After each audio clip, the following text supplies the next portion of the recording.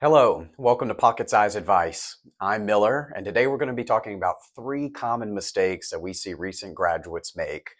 While pictures of caps and gowns are pretty popular to see this time of year, there are some scary or really tough decisions that a lot of recent graduates have to make, and some are certainly better than others.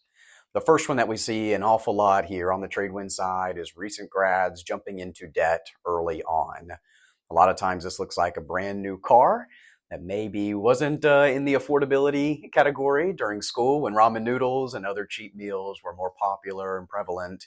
But a higher credit card bill through new clothing or a higher standard of living can be really dangerous, especially as you're trying to find a new normal. Perhaps you're in a different city, certainly in a different role than being a student. Jumping into debt pretty early on can be pretty dangerous to both your mental health and long term financial health, in addition. The second one would be evaluating job offers fairly. Depending on your field and course of study, you may have a handful of job offers you're entertaining.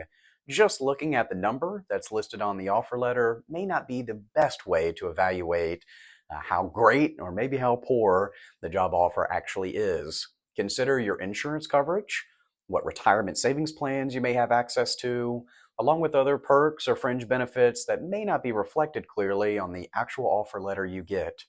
Remember, just the number on your offer letter isn't exactly the money that you get to take home every couple weeks or every month or so. The last one would be overlooking where you envision this job or your new life unfolding. Depending on the area of the country or how urban or rural of a place you're in, the cost of living is certainly a factor. Don't overlook things like housing, what groceries will cost, healthcare, and transportation, as that looks quite a bit different depending on the city in which you're residing. NerdWallet and other providers have some really neat cost of living calculators where you can try to get an idea of what a Carolinian cost looks like versus other parts of the country, which will naturally be more expensive. For more advice for both recent grads and if you're not so recent to graduation, follow us here at TradeWinds. We'd love to connect with you.